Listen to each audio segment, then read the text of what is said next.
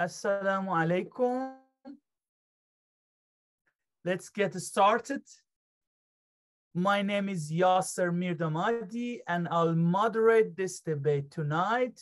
This is the third quarterly debate held by the Islamic Cultural Center of Northern California. The central theme of the 2022 debate cycle is Belief and Unbelief in a Post-Secular Era. The session's topic is, must there be a conflict between science and religion? To which Dr. Tiddy Smith provides a positive answer. Yes, there must be a conflict between science and religion, while Professor Hossein Kamali provides a negative response. No, there must not be a conflict between science and religion. Before introducing the first debater, let me say two things. First, there will be a short question and answer part at the end of the debate. If you have any questions, please write them down in the Zoom chat box and send them to my colleagues, not to me, as I'm busy moderating. Please keep your questions short, to the point, and clear, and specify to whom your question is addressed, if not both. Second, you can use English automatic subtitles by clicking on the live transcript button just down there. Okay, the debaters agreed that Dr. Smith would begin the debate. Now let me introduce him. Dr. Tiddy Smith has a PhD in philosophy from the University of Otago, New Zealand, an MA in philosophy from the University of Auckland, New Zealand, and a BA in philosophy from the University of Otago. He has taught philosophy at the University of Otago and the University of Indonesia. His research interests include philosophy of science, philosophy of religion, and epistemology. His publications include The Methods of Science and Religion, Epistemologies in Conflict, quite well relevant to our debate tonight, published in 2019 by Lexington Books. Now, let us see how Dr. Tiddy Smith, in his 10 minutes opening statement, provides a positive answer to the question, must there be a conflict between science and religion? Dr. Smith, the visual floor is yours, please. Thank you for your introduction. I'm very pleased to be here, taking part in this debate all the way from New Zealand at the moment. Normally I would be in Indonesia, but back home visiting, which is very lovely. So anyway, today we're talking about science and religion. What's important, or what do these two things have in common? Well, they both seek to provide answers to some pretty big questions about human beings and our place in the world. What exists? Is there life after death? Where did human beings come from? What was the earth like 10, 20, or 100,000 years ago? Now, sometimes there are religious claims that agree with claims of science. When the Yoshida Shinto priest taught that the Japanese race were descended from the sun, he was not entirely wrong. After all, the material required to build a living being is first born in the death throes of supernovae. It brings to mind Carl Sagan's famous quote, "The nitrogen in our DNA, the calcium in our teeth, the iron in our blood, the carbon in our apple pies were made in the interiors of collapsing stars. We are made of star stuff." So the Shinto priest wasn't so wrong after all. But sometimes there is not really any agreement to be found. Some young Earth creationists, for example, argue that the universe is only about 6,000 years old. Now, if the scientists are right, then the young Earthers have underestimated by about 13 billion years. No small stuff to sweat. And some Vedic scholars, on the other hand, argue that the universe is 300 trillion years old, overshooting the scientists' estimate by about 310 trillion. Now, I will argue in this debate that there does exist a conflict between science and religion. And if I can be specific, I think that this conflict is about how we should go about answering those very deep and important questions that I mentioned, the ones about what exists, what causes what human beings really are, and what their place in the universe is.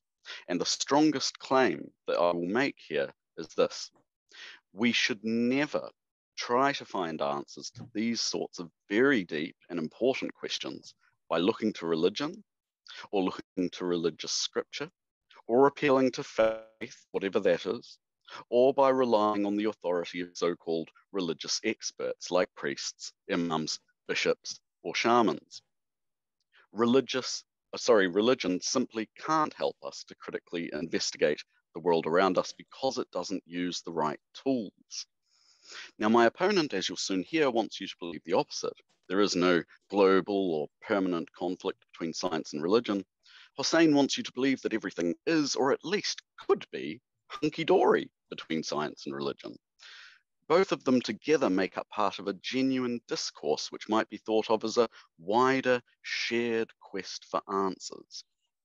As Hossein writes in one of his many articles on this topic, science and religion ask and offer answers to questions about the what, the why, and the how. Different as their answers have been, both science and religion have proved to be integral to the lived experience of humans and the worlds, with an S, I might add, that they inhabit. Well, that sounds really nice, doesn't it? A fairy tale ending. But as with all fairy tales, I think that this one is ultimately a fiction. Hossein is right that science and religion seek to answer many of the same questions. And he's also right that their answers to these questions have often been quite different. And yet, where Hossein says that both science and religion together are integral to the lived experience of human beings in their quest for knowledge, I simply reject this claim. Science and religion do ask many of the same questions. They answer these questions quite differently at times. And when they do answer differently, we have no better option available than to suppose that the religious answers to these questions are just plain wrong. So we don't need religion in the way, or in the very same way, that we need science. Okay, so what does it mean for a conflict to hold between science and religion? Seems like a pretty silly claim, really, doesn't it? I mean, obviously, it's not some kind of organized violent conflict like the one going on in Ukraine. The streets aren't filled with scientists in their white coats lobbing hand grenades at mosques. And neither do we find Buddhist monks in their orange robes sabotaging observatories at the weekend. So how else can we think about the conflict? Well, the most popular idea is that it's some kind of claim about the history and progress of science. Religion, the idea goes, has typically inhibited scientific progress. The history between science and religion is characterized as a tense standoff, in the course of which, whenever science has taken 2 steps forward, religion has demanded 1 step back.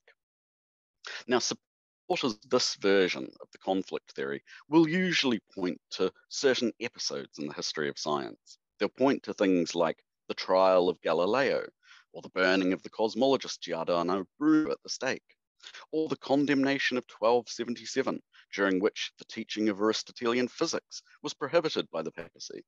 Or they might point to the so-called monkey trials that persisted in the United States up until the turn of the 21st century, trials aimed to inhibit the dissemination of Darwinism. Now, these have all been cases in which the dissemination of new scientific ideas was indeed suppressed by religious authorities. So is that how we should think of the conflict? Has religion regularly inhibited scientific progress through its history? Well, I don't think so. I actually reject this account of the conflict thesis, even though it's typically the most popular form. So this is something that at least me and Hossein can agree about. I think, as he probably does too, that this is a historically inaccurate account, and I think that it locates the conflict between religion and science in the wrong place. Now, although I think that some of these historical episodes can be symptomatic of a conflict between science and religion, I don't think that we can point to these sorts of historical case studies in and of themselves as the locus of the conflict. In other words, these historical episodes of hostility are a symptom of the disease, but they're not the disease itself. So why do I reject this historical form of the thesis? Probably just for the very same reasons that many of you do. And in fact, probably for the same reasons that Hossein does. For every example of a scientific theory held back by religious authorities, we might find just as many examples of scientific theories that have been promoted or lauded or even funded by religious organizations. When cosmic microwave background radiation was detected by Wilson and Penzias in 1964, indicating that the universe began with a so-called Big Bang, this new commitment to a discrete beginning of the universe was taken by many religious authorities to provide evidence for a transcendental divine cause of the universe. If there was a Big Bang, the idea went, then God might have pulled the trigger. And modern theistic apologists like William Lane Craig, for example, support something like this picture, wherein the Big Bang is seen as the direct result of divine action. So, some scientific theories have been greeted with enthusiasm by religious believers. Others have been met with ambivalence, and only a few have been met with real overt hostility. But, as I see it, the conflict is not a conflict between opposed theories of how the world might be. It's a conflict between religion as a way of investigating the world and science as a way of investigating the world. It's fundamentally an epistemological conflict between two totally different methodologies. 2 more minutes. Science, 2 more minutes, thank you. Science on the one hand with its various empirical tools and explanatory devices, and religion on the other with its own unique occult ways of justifying knowledge claims. And it's my claim that there's no common ground to be found between these two activities. To be specific, the methods of religion such as faith, appeals to sacred scripture, or divine revelation could never be adopted by science as a matter of necessity. And the reason is clear.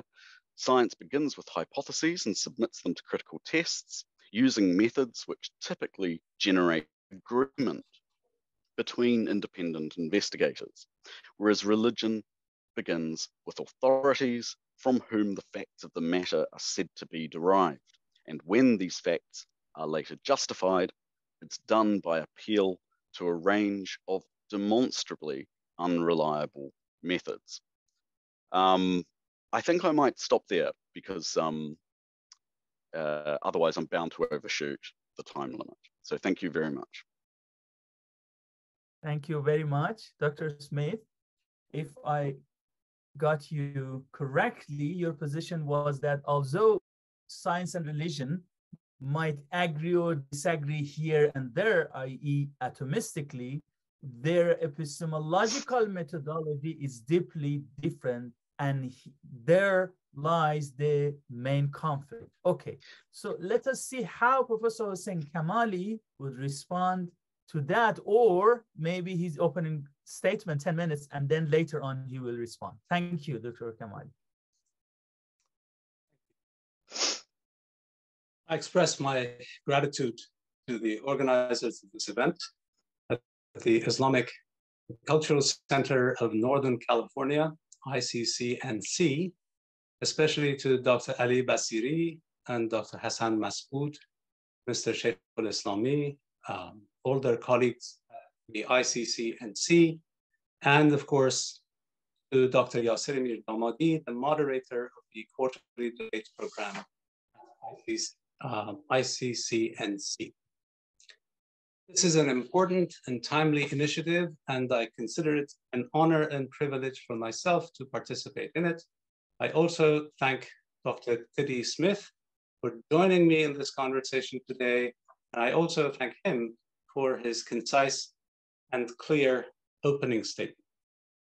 My answer to today's debate question, must there be a conflict between science and religion, is a resounding no.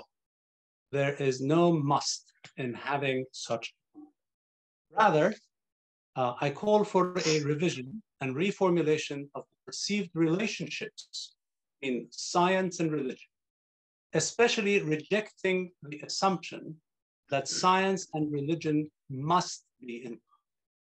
This is not to say that conflict has not existed, but to emphasize that an alternative conceptualization of the relationship between science and religion is required, especially in our time. Let me say a few words to clarify my position, especially because my historical understanding, as well as my epistemological understanding of science and religion, differs from that which our first presenter, Dr. Tiddy Smith, so eloquently presented.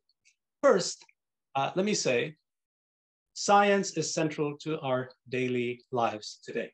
Nearly all aspects of our daily activities are impacted by science, often through the mediation of various technological applications of science, from our foods and drinks to cars, buses, trains, and planes we use for transportation, to our means of communication at home and at work, the electronic platforms that we use, not least Zoom, that many of us have become accustomed to over the past couple of years, mostly because of the COVID-19 pandemic. And we are using today, along with YouTube, to participate in this event from perhaps all over the world, from New Zealand to North America, from Europe to the Middle East. Wherever we may be and whoever we are, science constitutes an integral part of our life world or our life worlds, whether we are aware and conscious about it or not. Recently, together, we all went through the big COVID-19 pandemic. Hundreds of thousands of lives were lost. Millions suffered. Many of us lost relatives, friends, and other people we knew or knew of from afar or up close. It was science that decisively identified the cause of COVID as a variant of the severe acute respiratory syndrome, or SARS-coronavirus. And then science played an instrumental role in eventually finding a solution in the form of vaccines and other medications. In fact, developing a vaccine in an unprecedentedly short time, within a year or so, was a tremendous triumph for science that we all witnessed and welcomed. Now, science tells us and warns us that there will be other pandemics in the future, some even more overwhelming and calamitous than the challenging COVID-19 pandemic that we had to face. And science promises to continue to play a key role in combating and mitigating the consequences of such disasters. Again, science is central to our lives and will continue to be so, hopefully. That said, I want to, and I need to, highlight and foreground an important caveat. Behind and beyond the word science, we must see and we must recognize and acknowledge the efforts, activities, and choices of humans. This ought to be obvious, but it's most important to emphasize and to flesh out. Science is a human institution, and I propose an institutional perspective on science and the question of the relationship between science and religion, or science and art, or science and philosophy for that matter. Most visibly, scientists stand at the core of the enterprise, the institution of science. But various other groups have key roles to deliver as well. No doubt, in the case of the scientific breakthrough concerning COVID-19, along with scientists and their associates, corporate entities such as Pfizer and Moderna in the United States, the Gamaleya Research Institute in Russia, and Sinovac Biotech in China substantively contributed to the discovery, manufacturing, distribution, and delivery of vaccines, and to controlling the pandemic worldwide. Not just individual scientists, but non-scientists, including administrators or bureaucrats, even politicians as well, had a role to play. The role of medical, so-called medical workers, not just the doctors, but also the nurses, also the so-called essential workers was immense. It was not just science. Science was not alone in seeing us through. So going back to clarifying my position in response to the debate question for today, science, I see it, and as I suggest that we look at it, is a human institution built by humans, understood by humans, used by humans, and not infrequently abused by humans. Continuing along the same line of thinking, religion as an institution is made by humans, understood by humans, used by humans, and not infrequently abused by humans. I have phrased and formulated my position in a way to be clear and at the same time to avoid, or at least to sidestep, misreading and possible misunderstandings. An important corollary or upshot of this position, the two statements I just made, is that neither science nor religion is merely a set of propositions or theories, declarative or normative statements. Science is more than a bag full of theories, hypotheses, reports of empirical facts, and methodological principles. I think here Dr. Smith and I differ. Of course, theories and empirical facts are important and germane to science. Still, science is a lot more than just that. Similarly, religion is more than a set of beliefs, convictions, speculations, or more complicated propositional attitudes. Also, religion is not simply religious authorities that were mentioned. Of course, beliefs, convictions, and speculations about the meaning and purpose of life, transcendence, and other metaphysical or theological issues are important and integral to religion. And of course, so-called religious authorities are important, have been important. Nevertheless, religion is a lot more than just that. In logical terms, this is the what I think in a nutshell, a logical point. Neither science nor religion is reducible to some higher order logic of propositions, predicates, and quantifiers, however complex the semantics of such a logic or logical system may be. 2 more minutes. This seemingly strong logical claim is a corollary of regarding science and religion as institutions, not merely as structured propositions, theories, propositional attitudes, etc., but rather as a densely interconnected network, or rather networks of institutional as well as individual agents and actors. I will save some of this material for later for the discussion. Yet science and religion have been in conflict, and they have been held in conflict on multiple occasions in various contexts. The point is that such conflict is not, never was, an essential or logical necessity, but invariably conditioned by historical circumstance. Again, in tandem with social, political, economic, and cultural conditions that prevail. Logically, certainly not historically, there is a must in the conflict between science and religion. There is no must, I'm saying. There is no inevitable, essential contradiction or conflict. Dabbling in intellectual history in general, and in the history of science in particular, has led me to conclude, or at least to surmise and guess, that pitting science against religion is primarily of European provenance. In other words, the conceptualization of an essential or inevitable conflict between religion and science seems to have risen and evolved in modern Europe and extrapolated from that origin, and it has expanded globally. As such, we can better understand and appreciate the discourse of science versus religion against the broader context of such historical developments as the Reformation, the French Revolution, and not least the expansion of European empires and the discourse of modernity beyond Europe, most importantly to the United States and North America. Later, during the 20th century, a new phase of science versus religion discourse materialized against the backdrop of the Cold War.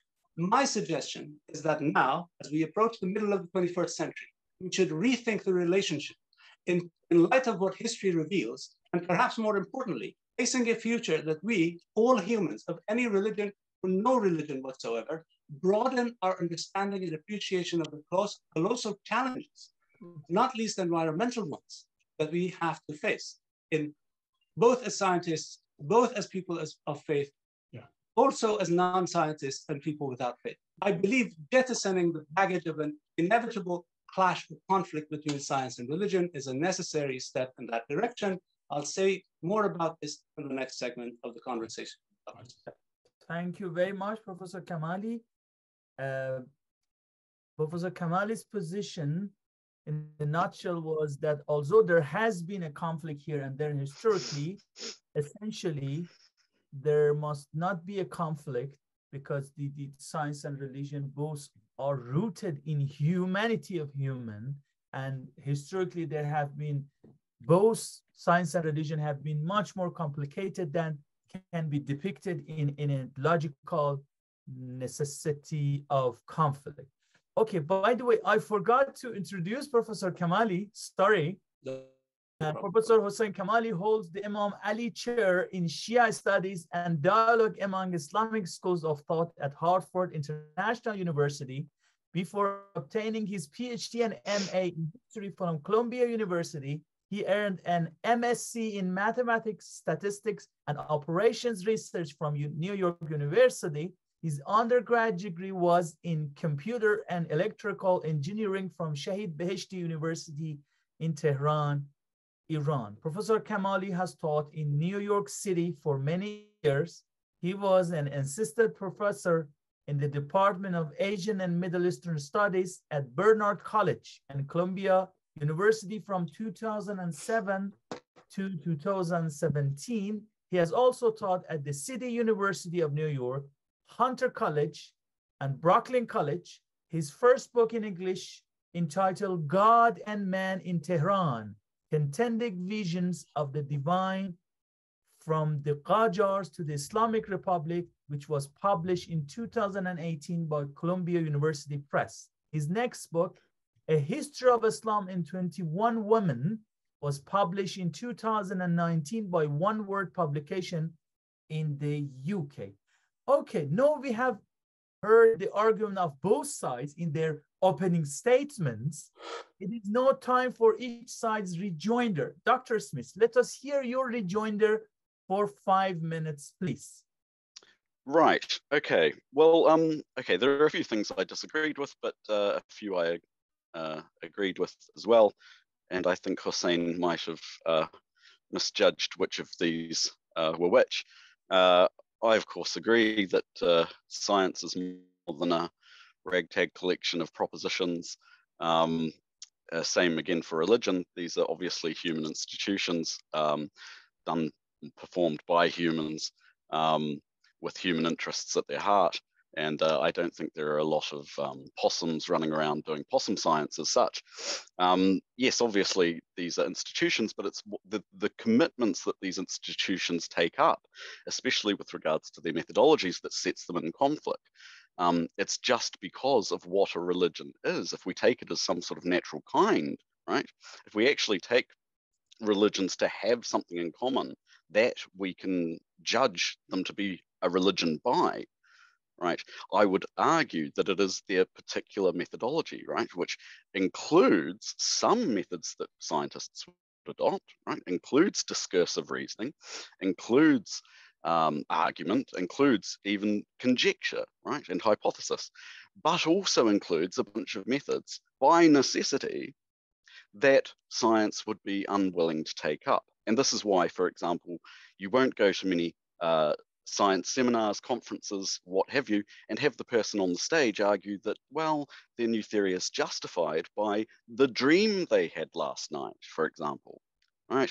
Whereas this particular form of justification is one that can be commonly found in a range of religious traditions throughout the world and through history. Now, of course, not all religions accept dreams as just that's one example, but things like divine revelation, dreams, scriptural analysis, or commitment to sacred propositions, these are the sorts of methods that are by necessity held by religions and by which we judge that they are religions. Now, if Hossein wants to take up that there is no necessary features had by, say, all religious traditions or all scientific traditions, right, that might be something that we can get into. But simply saying, oh, these are just institutions, so ultimately they could get along doesn't really help if it's the fact that they share something by way of being that kind of institution that sets them in conflict. So I think we need to get a little bit deeper than simply saying these are institutions. Of course, I agree, they're institutions. I think that's the biggest point that I would like to point out at the moment. Perhaps the other point very quickly is that I did feel that although I might have laid too much emphasis, say, on the theoretical outputs of science and religion, I felt that Hossein's reference to the COVID epidemic and the supply of vaccines and this sort of presented science like something of a soup kitchen, handing out. Thank you. Handing out all the goodies to us poor plebs who don't have scientific training and so don't know how to develop the nice things like the vaccines and the cars and the stereos and the Zoom apps and so on. I mean, we might, I hope, to avoid talking at cross purposes at least, it might be good if we can, we need to get a bit closer in line of what we're considering to be the outputs of science and religion. I think that what's more fundamental, at least, to scientific research and study is their theoretical outputs rather than their products, as it were, that we can buy and trade. And I think that's quite an odd view of science, if I'm being honest. But he's welcome to it. Perhaps he thinks I'm putting undue emphasis on theories. Maybe he'd like to address that. But more importantly, I think, is this institutional claim. Of course, science and religion are institutions, but whether they take up particular positions, normative, methodological, or otherwise, that might be the fact that we need to consider with regard to the conflict claim, not just that they are institutions. That won't get us very far, right? Thank you. Okay, thank you, Dr. Smith. So let us hear now 5 minutes rejoinder of Professor Kamali. Yeah, please hold the time for me. If I go over time, please let me know. Of course, I greatly admire and appreciate the sense of humor, but I don't think of science as. But I also propose that science is not just scientific theories. And religion is not just theology. Religion is not just metaphysical statements. And that is what it means to be dealing with an institution or with institutions, not just propositions and, as I said, not some higher order logic with predicates. And that's exactly what it means. Science is not scientific theories.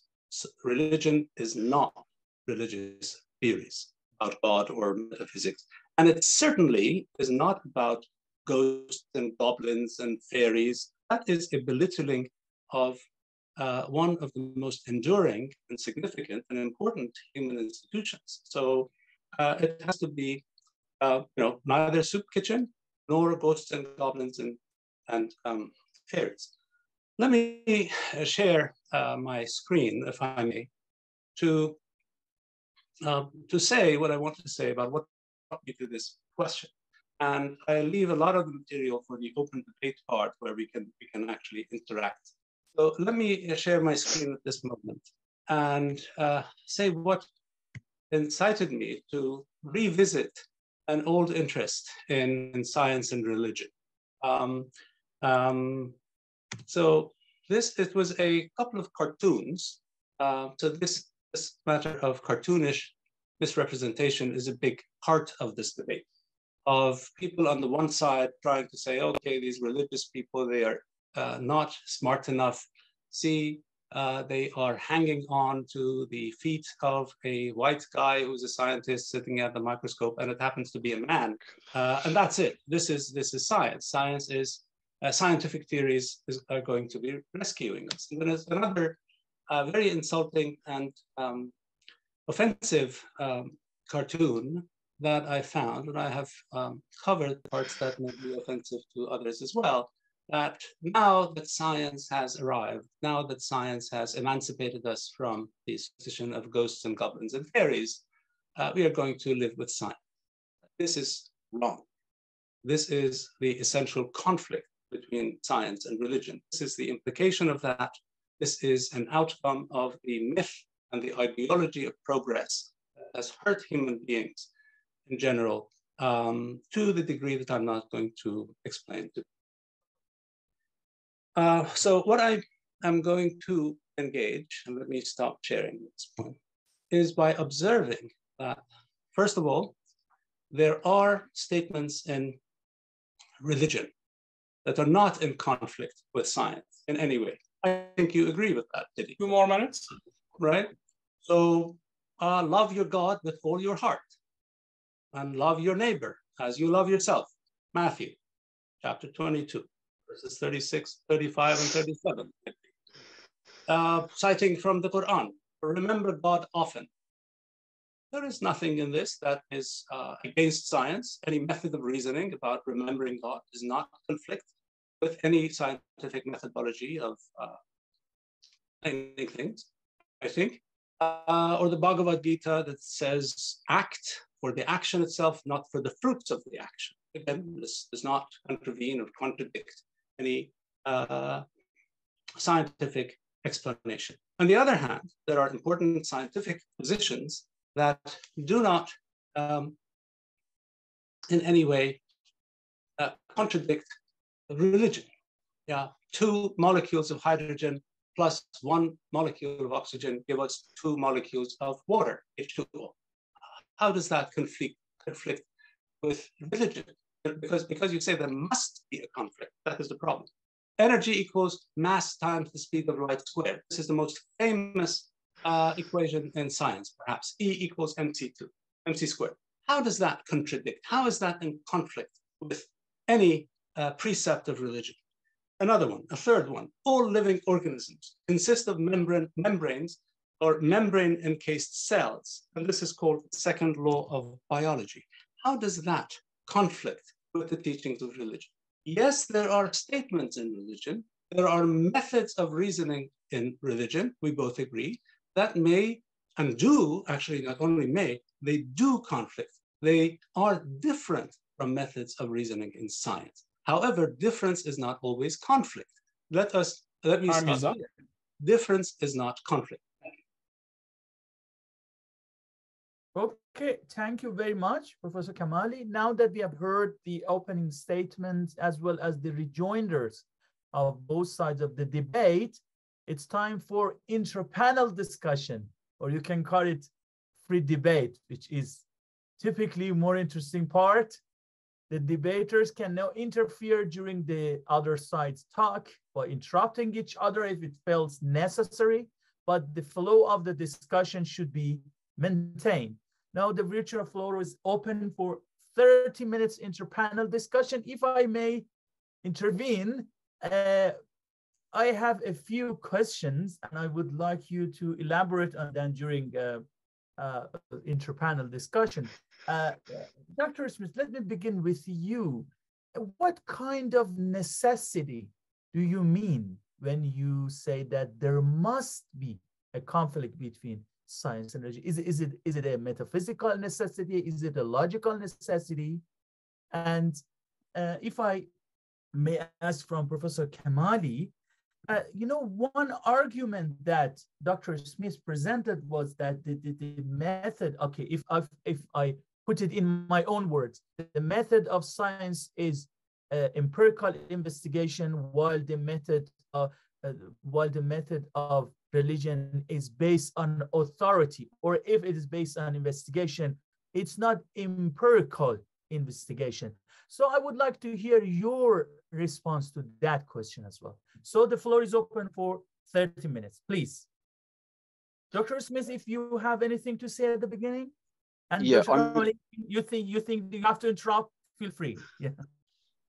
I'm glad that you asked the question of me that you did, because I feel that that's something I might need to clarify a wee bit. I mean, I think it's a little bit unfair to say, for example, water is H2O. How does this conflict with religion? Of course, it doesn't. I mean, or to say, well, for any religion that I'm familiar with, there might be some religions who hold that water is X, Y, Z, whatever.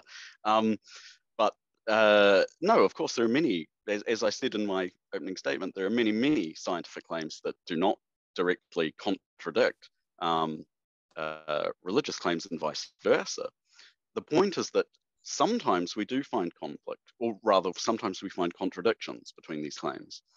And when we do, I believe that we can trace the cause of those differences, of that contradiction, to the way in which the religious claim has been justified.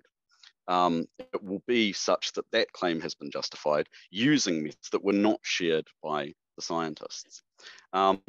Now, just quickly, you asked about necessity, and I think this is sort of an important point. My point is that this is a necessary feature of religions as a kind of thing, as a kind of institution, right? These are institutions that accept these methods as a way of going about investigating the world. That's what makes them religions, right? There's a reason that spirit possession can be found in Africa and among evangelicals in America. It's not just a strange cosmic quirk, right? They share this as a matter of necessity. Now, the range of methods that they share often claim to derive their authority from a supernatural or non-corporeal authority. And that's sort of the connection there between the authority and the methodology. Just to, quickly add, I think, the idea of, bringing in cartoons or the cartoonish way of doing, I feel like I did present at least the case a little bit more, what's the word? Respectably than maybe it was the soup kitchen. Some of these cartoons. The soup kitchen comparison. But I was they are equally shallow in terms of adducing evidence. The same way that science is not about throwing religion over the cliff. In the same way that religion's relationship with science is not, okay, wait for the great scientists to tell us what the truth is. Science is also not a soup kitchen, and religion is not reducible to religious authority, especially once you look at the concept of religion and not simply at Christianity over the past 500 years in Europe. Very much different, and this is important. So in interreligious studies that I'm advocating here in the paper that you kindly mentioned, I'm saying that there are different kinds of religious authority, there are different kinds of scientific authority, and there are forms of religious authority that are more amenable to and more open to a scientific understanding of the world. All I'm saying, at the risk of repeating myself many times, is that there is no must in the conflict between science and religion. Science and religion may conflict, absolutely. They sometimes do. They often do. But in order not to talk past each other, the point of this debate today is that must there be a conflict between religion and science? So I think we both agree by this time that there need not be a conflict, but sometimes, especially as you say, in matters of explanation, there is a radical difference in methodology. And I think you're missing the point, actually, Hossein. What I'm arguing is that the conflict is between the methods used by religion and the methods it's not. I think you keep wanting to reduce the conflict to a propositional one, which is funny because that's what you're saying it's not, and it's also what I'm saying it's not, but you refuse to accept that I'm saying it's not because you want to paint me as saying it is just a conflict between propositions. It's not at all. It's a conflict between those who would say it's respectable to use, for example, a dream as a way of justifying a claim about the world, and those who say it's not. Okay. Now, that's where the conflict lies. It's not. It's not the same as saying. This group says water is H2O, but that group doesn't. Right. So therefore, there's no necessary conflict, right? That's not how it stands. So far, we have agreed that there need not be a conflict, but there is a conflict. No, that's not right. No, we disagree on that point. That's why I accepted this debate claim. I wouldn't be arguing for it otherwise. Examples of no conflict. No, because you're seeing the conflict as propositional. You're saying, oh, science says water is H2O and religions don't care, so there's no conflict, right? I'm saying it's not about the propositions, it's about how they justify claims. What they do is in conflict. What they do is in conflict. First of all, your methodological speak is also epistemic and propositional. So it's not, you're not talking about something that is not propositional. You're talking about, for example, what you eloquently describe as the principle of methodological naturalism, which is the scientific way of explanation, and the religious, as opposed to the religious way of explanation, which resorts to dreams and goblins, and this is your wording, and goblins and ghosts, etc. I'm saying that this is not the case. And also important, I will leave alone this propositional part for a moment. Difference is not the same as conflict. This is another important observation.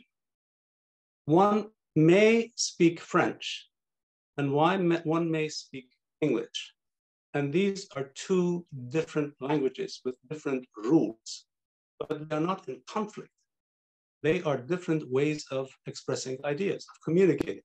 So now, I'm going to interrupt here because I have a very good question. So are science and religion then two different ways of knowing, or two different ways of understanding? Two different ways of understanding. Sometimes. Okay, there we go. That's where the conflict lies.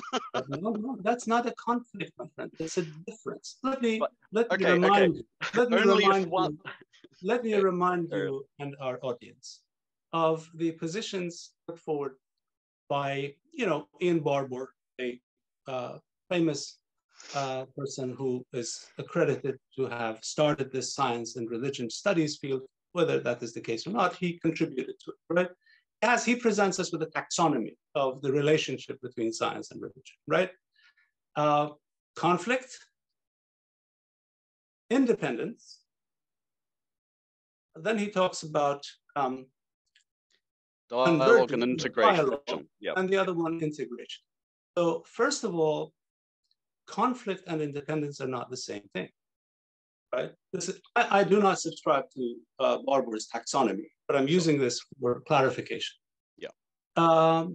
Independence and conflict are not the same thing. One could say that science and religion are two independent ways of answering questions of existence. This is not the debate of ours today. This is not the debate question for today. The question you said yes to is that science and religion must be in conflict. An alternative to that is that science and religion may be independent ways of knowing. This is not what I'm saying, but this is a way that may be brought in, and this would falsify your position. But it simply means it would. But the point of Barbour's independence model is that what religion does successfully is not what science does successfully, right? Now, that's why they're independent, because one can do something that the other can't. So there is a sort of complementarity to it, right? Now, my claim is that if you take science and religion as two distinct ways of knowing, one of these is not a way of knowing or understanding, or whatever word you want to insert there. One of these does not actually deliver knowledge by the means that it claims to deliver it.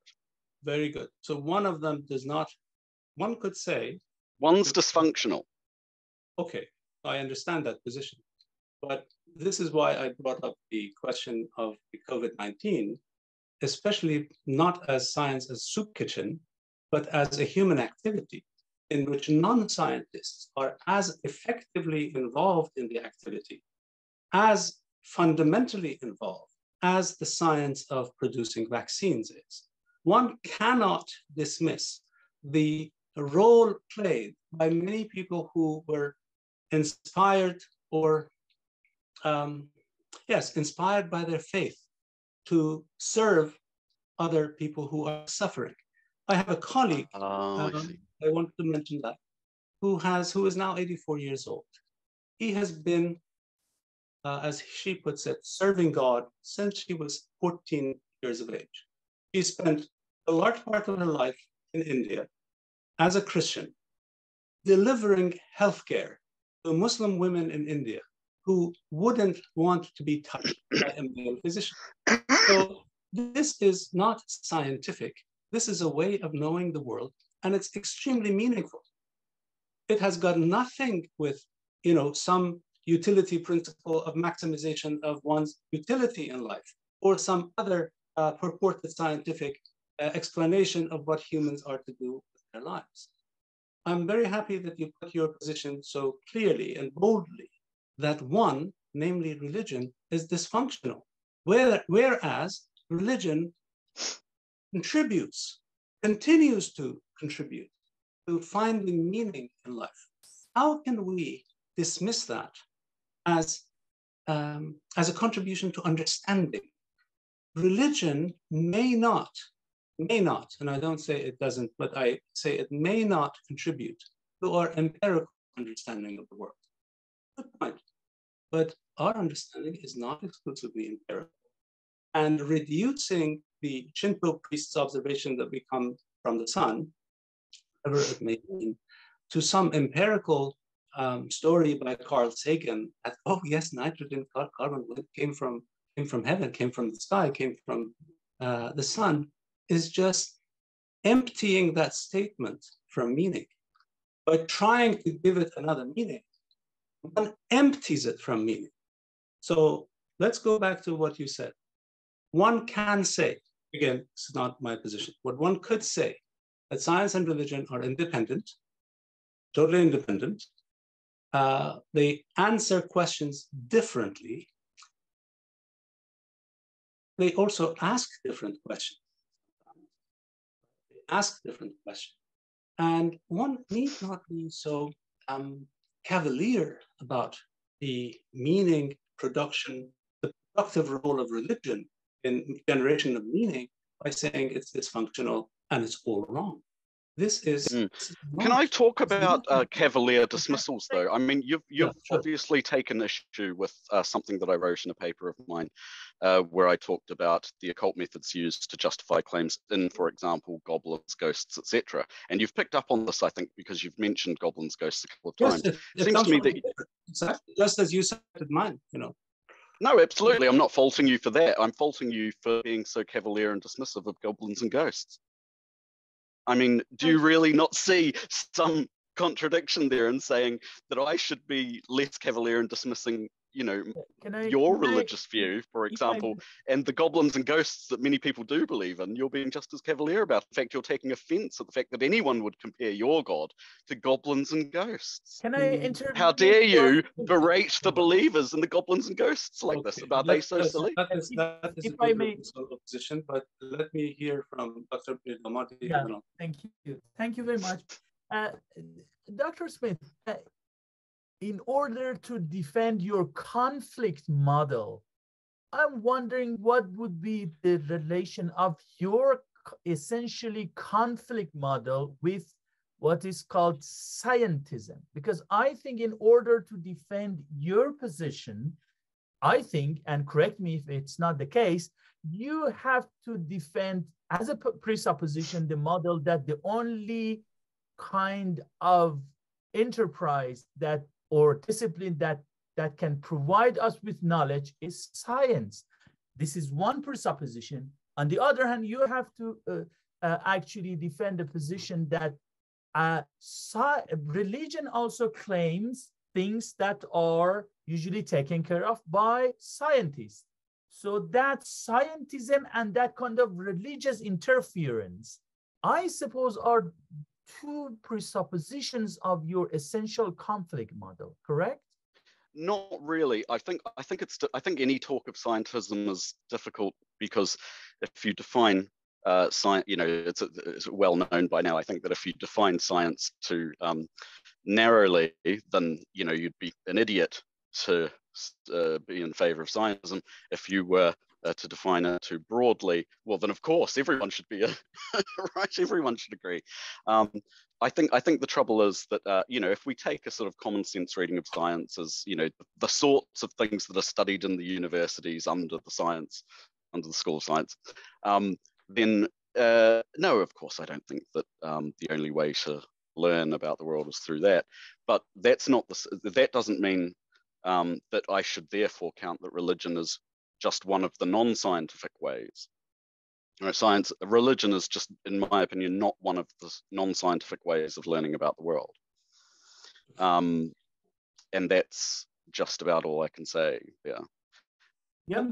If I may, Dr. Mirdamadi, Yeah, Dr. Smith, back to what you said. The issue with goblins and ghosts and fairies, I'm not dismissive of those entities, or I'm not. Yeah, that's not where I'm going now. So please don't tell me that I'm dismissive of other people's gods. That is not the point. The point is that you somehow seem to be reducing religion only to these, like a soup kitchen here. There's only these dysfunctional ideas. I think you're being rather disingenuous there to say that you hadn't taken the goblins and ghosts comment as a reduction of the all great high God to something like a superstitious belief. Look, I don't know what you really believe. As you know, belief is not a predicable concept. The point is that was my impression, that you talk about religion as belief in goblins and fairies, and that's it. There is a lot more to religion than such concepts. They are there. They are there. They have meaning. They produce meaning. They generate meaning to people who believe in them, who adhere to them. The dreams may play a role in the formation of one's subjectivity, right? As we know it from anthropological studies, how one's own dreams, and not only one's own dreams, but other people's dreams, may be constitutive of one's life world, right? We know that. This is again, we know this from anthropological investigations or description of how societies function, how individuals function. However, the point is, religion as a complex human institution, I'm trying to emphasize, is not reducible to any of these. As I mentioned earlier, it's not reducible to propositions, not reducible to speculations. It's not also reducible simply to authorities. Again, it's a human institution with ebbs and flows, with currents that have risen and have fallen, and it continues to do so. A reductive approach. You are very clear in rejecting scientism, right? As I hear correctly, you didn't like that label. I understand that. In the same way, one could say this kind of cartoonish, reductive understanding of religion is also something in the same way that adhering to the ethos of scientific explanation is not the same as scientism. It need not be. It may very well lead to it in some cases. It need not be. In the same way, upholding religion, even goblins and fairies, need not reduce to what you call superstition, right? This is, or to a blind following of authority. Let me say one thing, if I may. Dr. Mirdamadi, how much time do we have? And hope I'm not talking Mr. Sheikh al-Islami, can you please? You have about nine more minutes. Okay, nine more minutes. Yeah. Let me share what I think, Tiddy. Let me share what I think. To me, it is projectionable. It is objectionable and problematic to smuggle in religion to answer scientific questions. Agreed? Yeah. Yeah, obviously, right? To bring in religion to account for the fossil record, I think is a problem. I think it is a violation of the scientific methodology. However, I also propose that bringing in scientific evidence to account for the teachings of religion is also objectionable and problematic. That is... What do you mean by account for there? Because, you might talk about cognitive science of religion or something, and that seems to me perfectly reasonable. I mean something more simple and less sophisticated. So what I have seen by some people of faith is that when they encounter, a passage in the scripture, that is, the famous example is Oppenheimer looking at the explosion in New Mexico, and being reminded of the passage in the Bhagavad Gita, this manifestation of the Brahman there. Now, that kind of reasoning is a big part of Hindu nationalism today. Going back to the Bhagavad Gita to find scientific explanations of the world. Or sometimes by, I would give examples of the Muslim tradition. There was a gentleman in our lifetime, in my lifetime, who said, there is a miracle in the language of scripture because it says there is a word in the scripture that if you translate it into the numerical equivalent, it will be 360. And Rafi'ut Darajat means God has created the circle into 360 degrees, which is outright silly, stupid. I have heard some people of faith, when they come to the issue of the biblical statement of going through a rope or a camel going through the eye of a needle, right? Also in the Quran, right? Going through the eye of a needle. And I actually heard this from some physician who said, well, if there is a black hole and the camel becomes so thin, it will go through the needle. And I told her, what happens to the needle? if you are there. These are disingenuous ways of abusing science and abusing religion. This is why I mentioned the abuse of science and religion. The language of science, the language of faith, the language of religion may be different. The ideas need not be radically incommensurable, but there are different ways of expression. Right? This is important. So I'm not talking about an independence and incommensurability between religion and science. That's another position. I don't take that position. However, think about what sometimes we refer to as constitutive laws, right? And because it has been so abused, this word of games, it has been misused so much. But for lack of a better term, I want to use the word activity, and that's what I did earlier.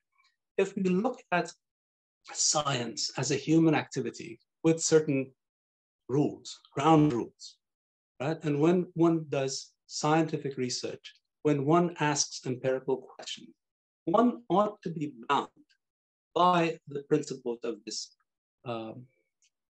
activity. Repeatability, falsifiability, whatever it is, simplicity, Occam's razor, etc. But when one engages in religious discourse, for example, in my line of work, I've had some students who are chaplains.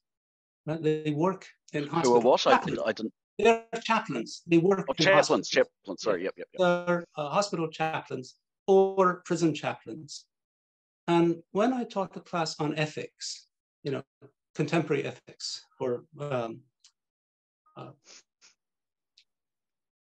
and when I talked about questions like euthanasia, when I talked about ethics to them, when I presented, these very common thought experiments in ethics, such as the trolley problem, how do we decide? How do we make decisions? And from a human perspective, and these are chaplains, they are religious, they serve religious communities. It's a totally different encounter to hold the hand of a person who has a dying parent or a dying spouse, to come up with meaning. In this case, what they rely on is not science.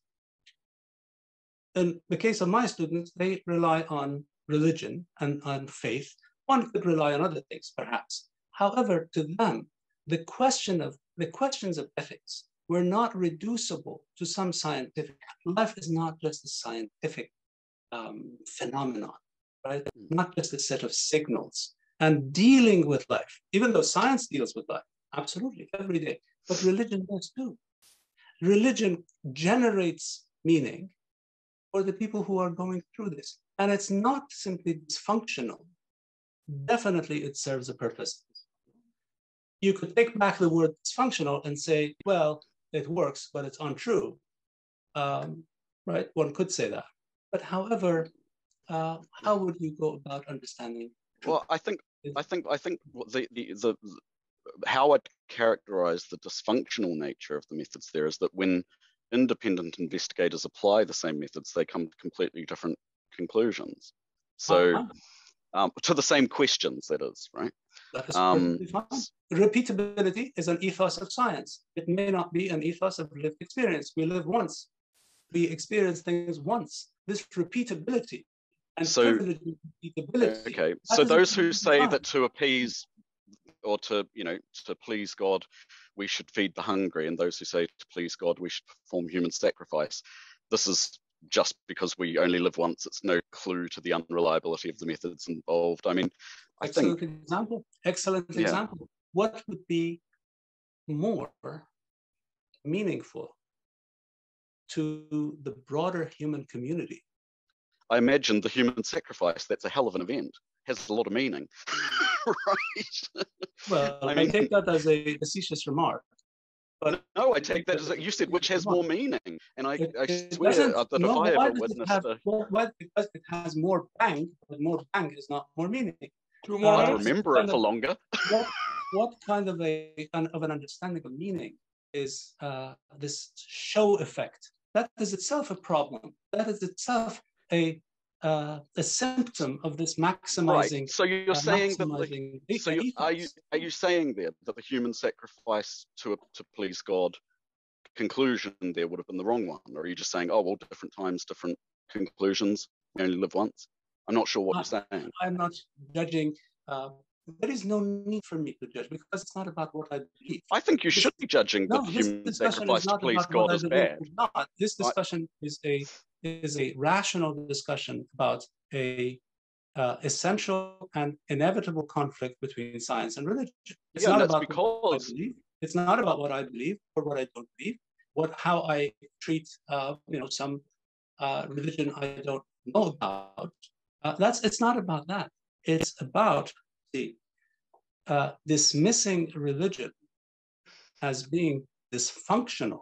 Yeah, dysfunctional because some say kill the people or kill the heretics, and the others say treat the heretics with love. I mean, these are completely different conclusions. They can be drawn by the same methods in each case.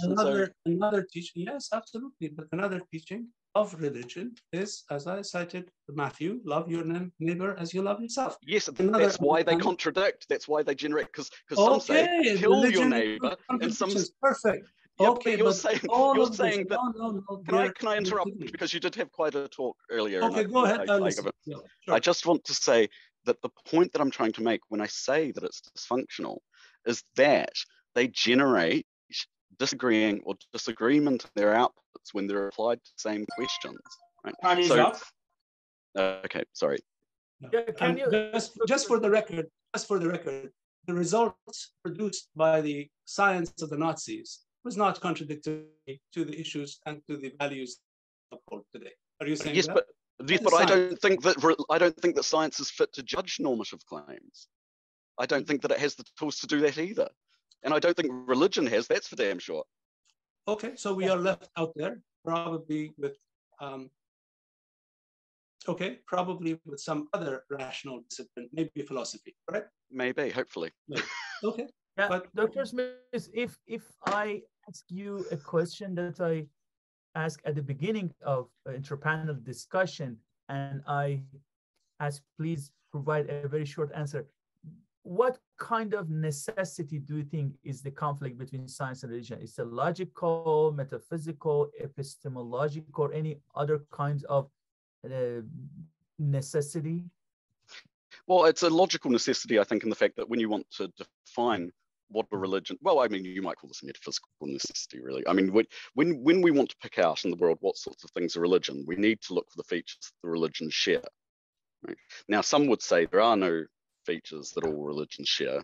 I actually think that we can look to the methods that they use in justifying their knowledge claims. That's what we mean when we pick out a particular kind of activity as religious, or a particular kind of community as religious. So So when I say that it's necessary that there's a conflict, I mean that to do religious things or to be a member of a religious community, you have to perform certain things that will necessarily conflict with religion. You can't be religious and simply do everything that the scientist does. You have to have something extra. And that necessary conflict is logical or rather metaphysical, you said. Yeah, correct? Yes, well, I think that's right. Lovely. And very quickly, if I retrade my question from Professor Kamali, so what would be, very shortly, what would be your answer to this objection that the scientific method is empirical investigation, while in religion either there is imitation, blind or otherwise, or if there is an investigation that is not empirical? Need not be empirical. Again, I draw on the analogy with language. With one may speak in different languages without claiming that the underlying concepts, underlying problems are incommensurable. No, they may be, some of them at least may be commensurable. They address the same questions, offer answers sometimes for the same problems, and conflict is possible. Conflict is not inevitable, and conflict is harmful. A conflict model is harmful and deleterious to human interests. So I will say a few words about this in the conclusion. This is my position. I've repeated it many times. Thank you. Okay, thank you very much. Okay, thank you both. Now let us hear the closing statement of Dr. Smith for 5 minutes, please. Yeah. Right, thank you very much for the debate. I think things may have got a bit testy from time to time, but I think that's actually excellent when it comes to discussing these sorts of very deep and important questions. These are serious questions. Yes, if we didn't get upset about these kinds of questions, then what the hell should we get upset about, right? So yes, thank you for the feisty discussion. It's been great. Now, yes, for my closing comments, I think it might be best if I sort of maybe begin with some of the points of agreement that I think me and Hossein have actually shared through the course of the debate so far. It seems as though we've both agreed that there's more to religion and science than simply sets of propositions, sets of claims. These are institutions, these are very human institutions, and they have at their core human aims and goals to be achieved. And that is important to remember. At the same time, where I think me and Hossein disagree is about what it is that these institutions are set up to actually try to do. And it seems as though the difference has had to do with, as Hossein said, a difference in, say, languages, right? So he used the example of French and English, and one can speak French, one can speak English. That need not mean there's any kind of conflict, right? And sometimes he might have wanted to add, we can even perform something like a translation and come to some sort of deeper understanding of what is going on in each of these languages, right? And what they share.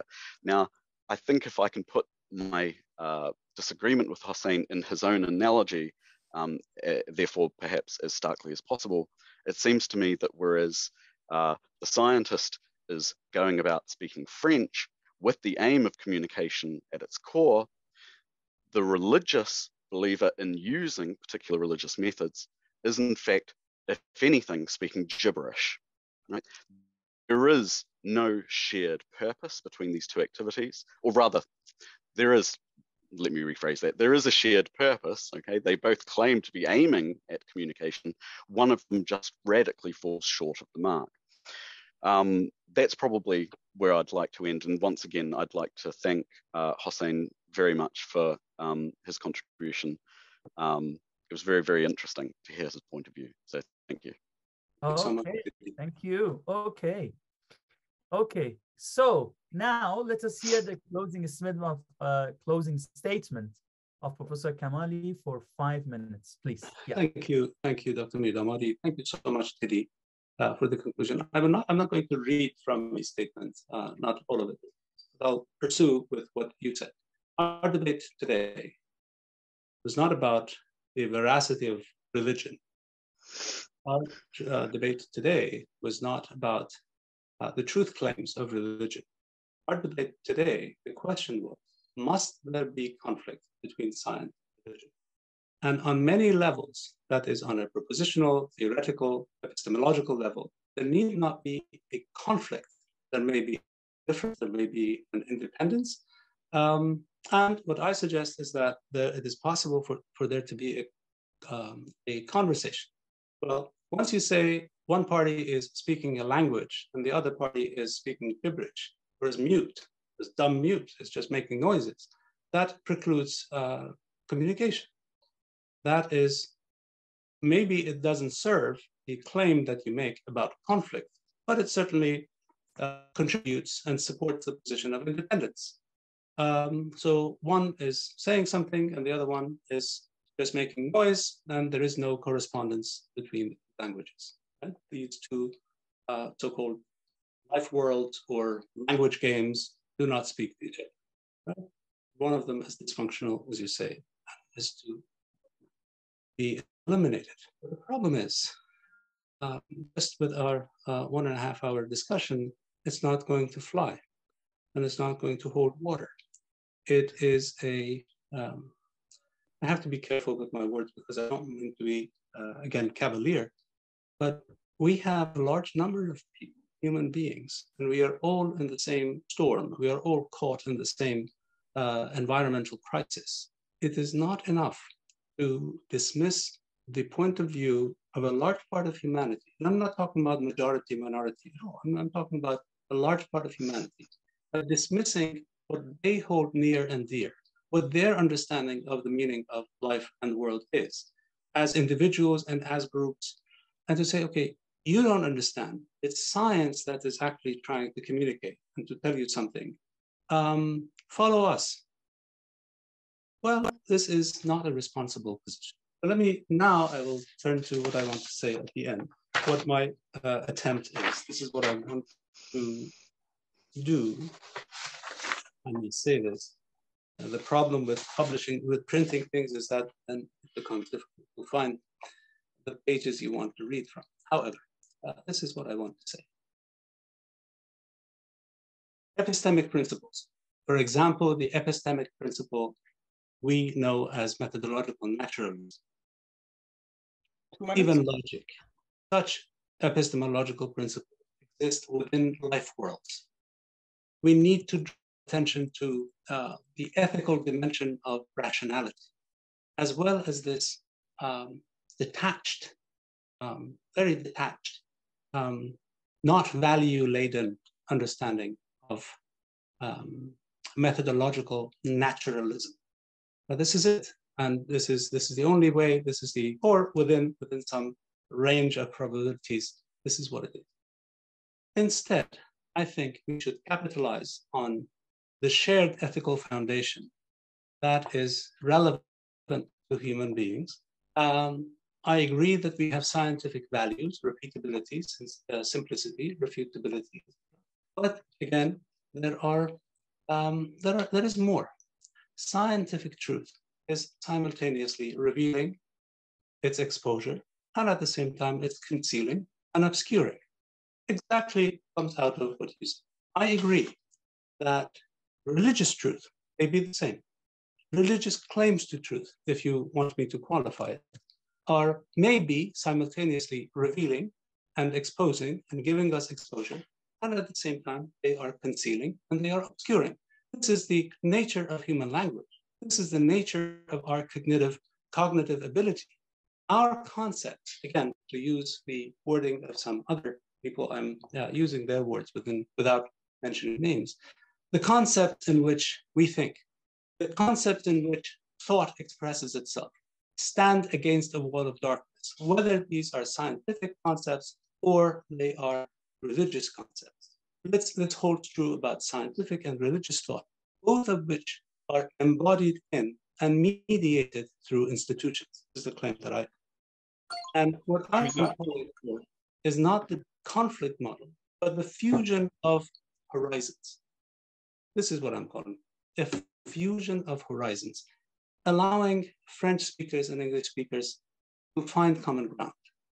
Therefore, unlike Quine, I do not adhere to the untranslatability principle, right? It's a very powerful position. I do not uphold the incommensurability understanding of science and paradigms, or, etc.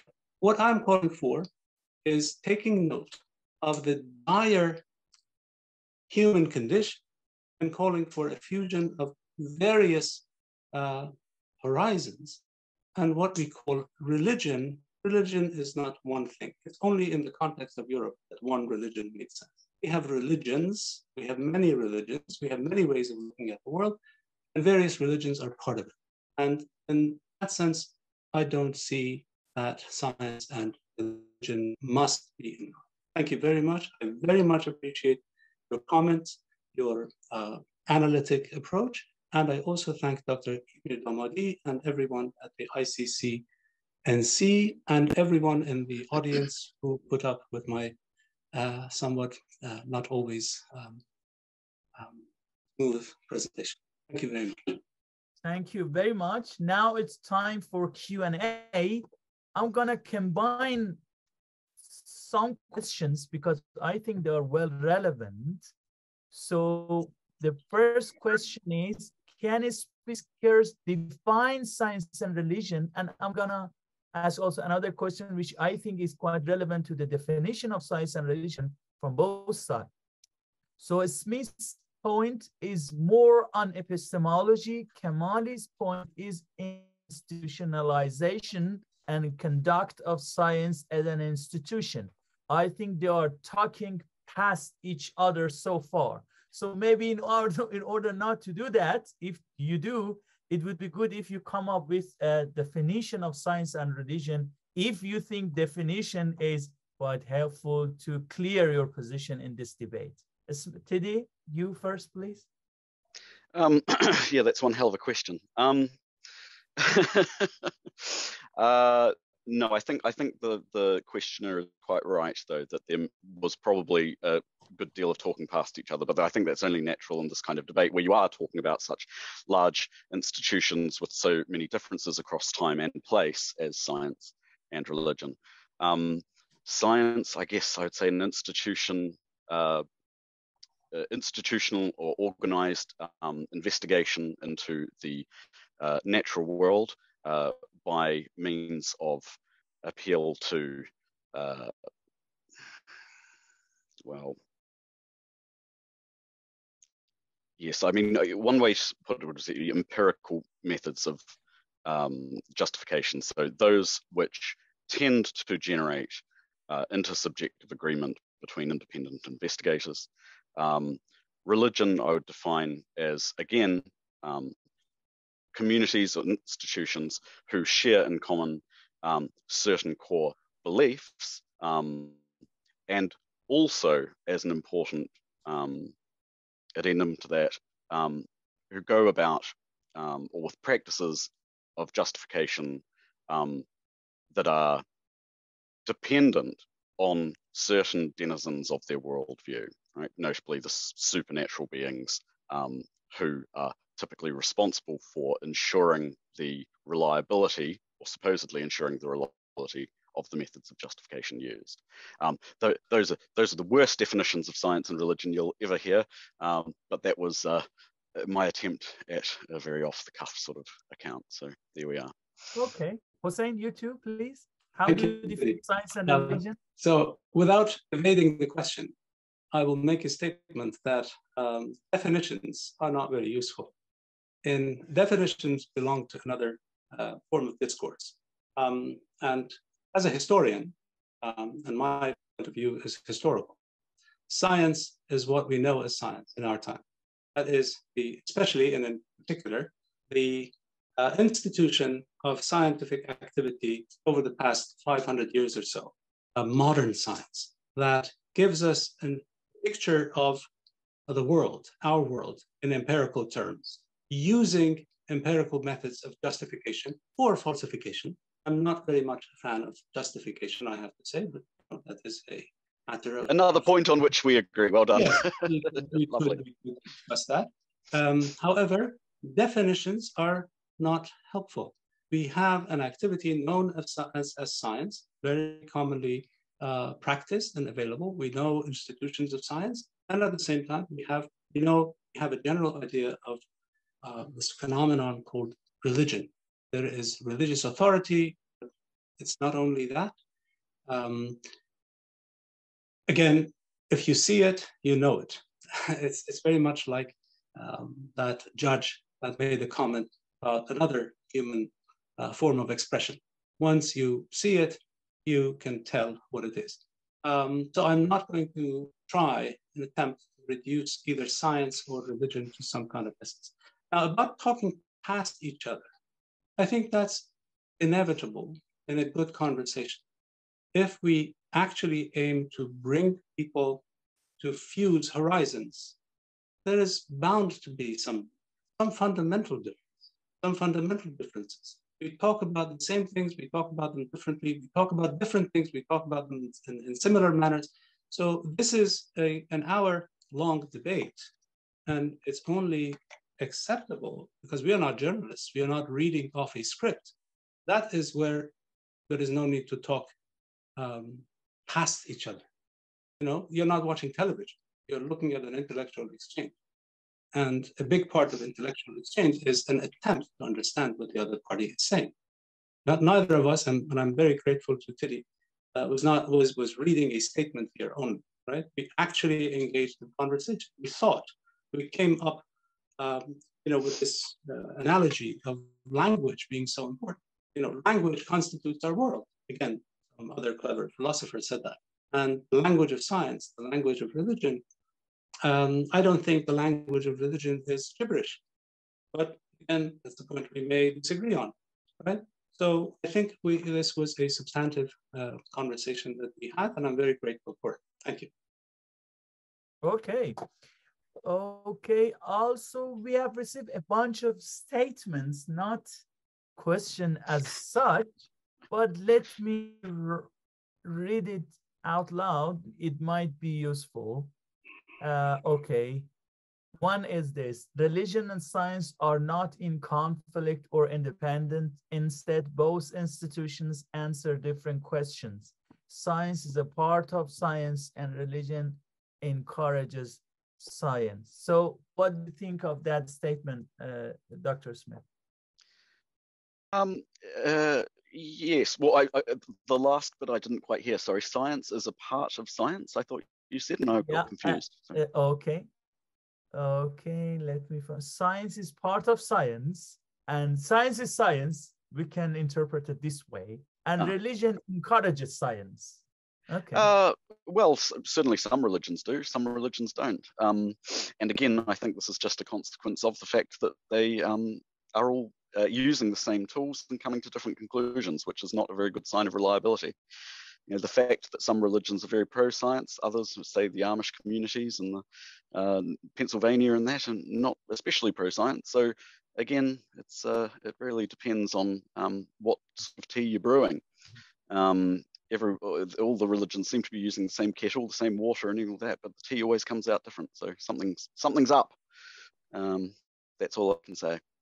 Okay, Professor Kamali, you? Well, I mean, it was a comment, as you said, and it was not germane to the topics that we discussed. It was not directly relevant to arguments that we made. Okay, okay. They said that they are not in conflict, but they're not independent. But then one is what it is, and the other one includes the other one or calls to it. So it's very different line of reasoning from what we engaged in. Okay. Good statement. I mean, another thing, if I can add a comment, in these sorts of debates as well, a real problem that you can often encounter, and I'm really pleased actually that Hossein stayed clear of this, because this can make things really, really messy, is when the no true Scotsmen start coming out. And if I say, some religions are actually terribly anti-science, and then they say, no, but I'm only talking about all the real religions, right? All the true religions. We know ways of we admonish our students about fallacies, and one of them is true Scotsman, or the true Muslim for that matter, or the true Christian. Exactly. Oh yes, indeed. Yeah. Okay, and here is another question. What are questions that science and religion try and able to answer by their methods. So, well, I'll just quickly give an example. How old is the universe? Right, that would be a rather simple one, I think, to start with, or questions about, say, what the cause of human beings is. What has caused human beings to come about? That would be another question.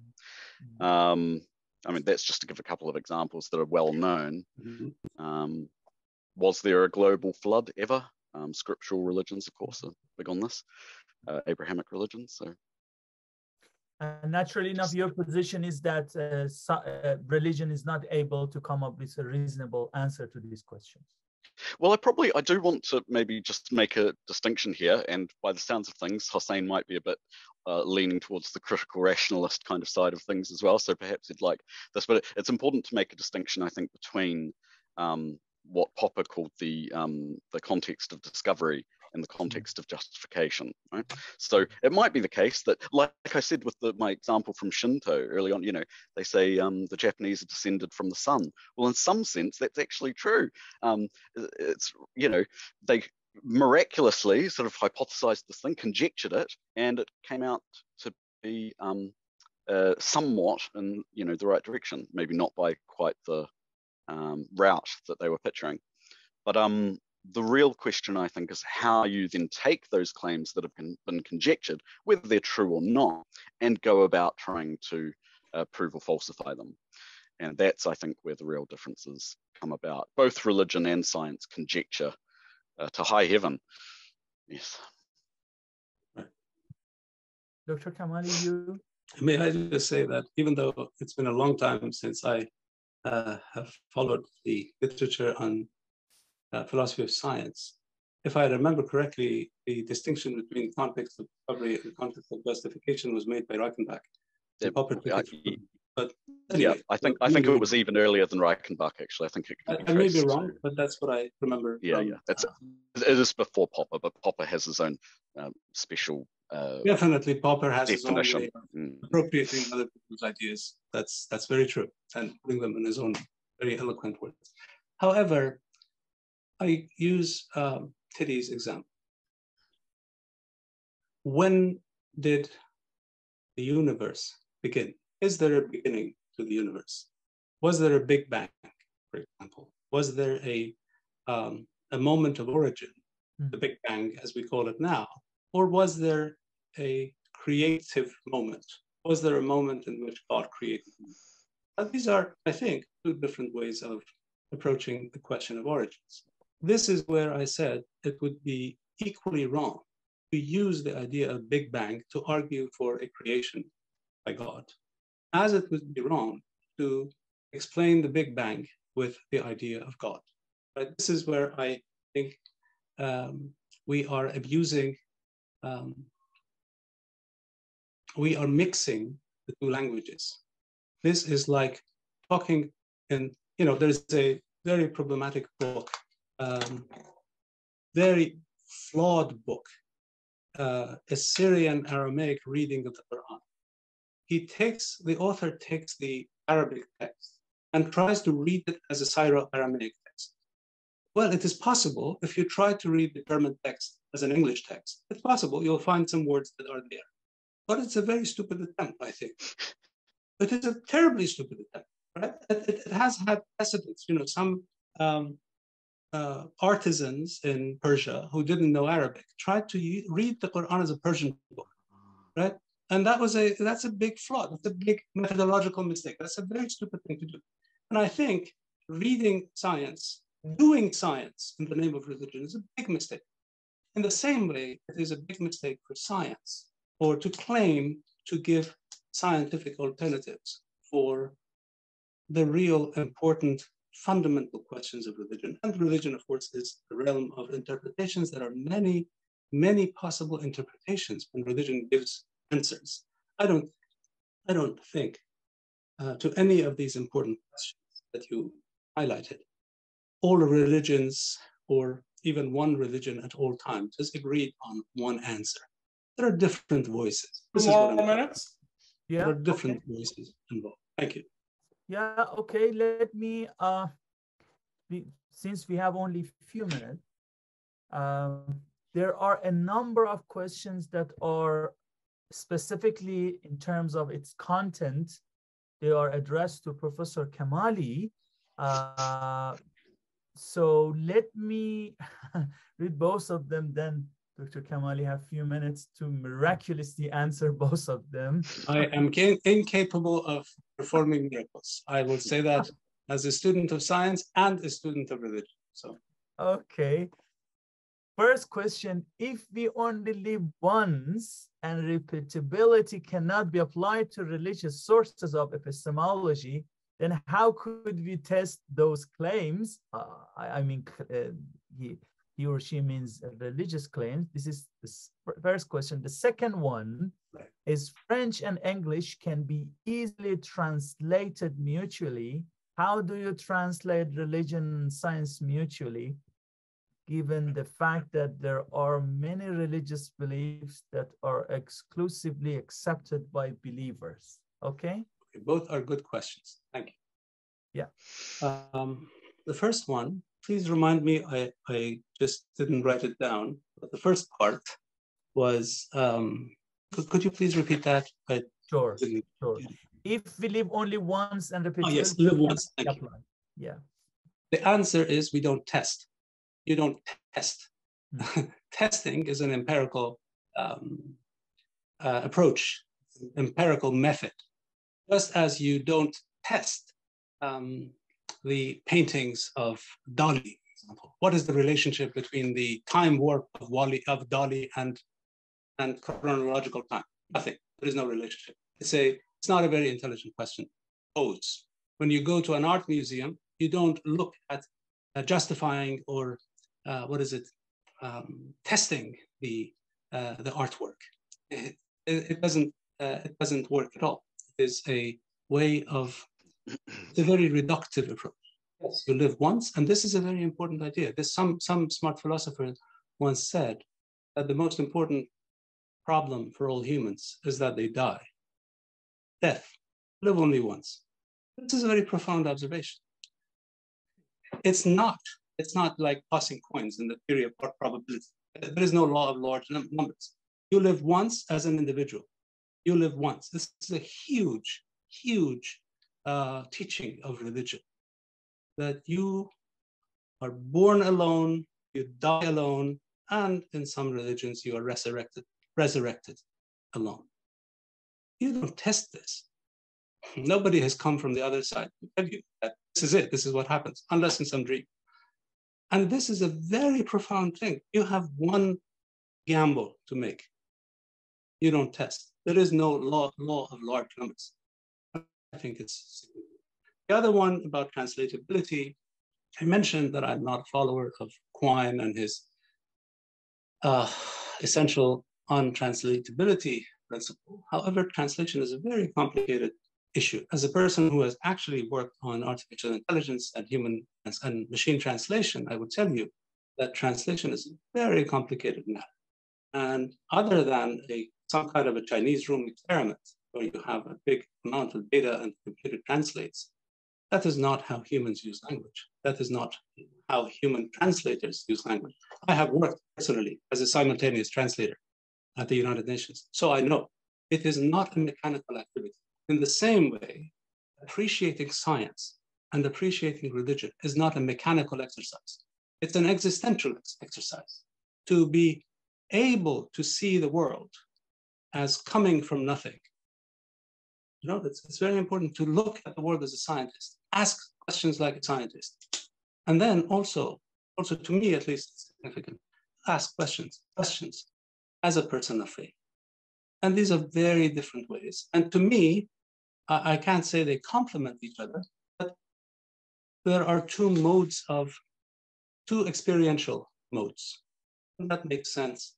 I think it makes a lot of sense to look at translation, cultural translation, personal translation, not as a mechanical act, but as a deeply immersive experience. Thank you. I think I have talked too much, and this is the time to bring this to a close. Yeah, okay. on behalf of the Islamic Cultural Center of Northern California, I would like to thank Dr. Tiddy Smith and Professor Hossein Kamali for their intriguing and at times heated debate.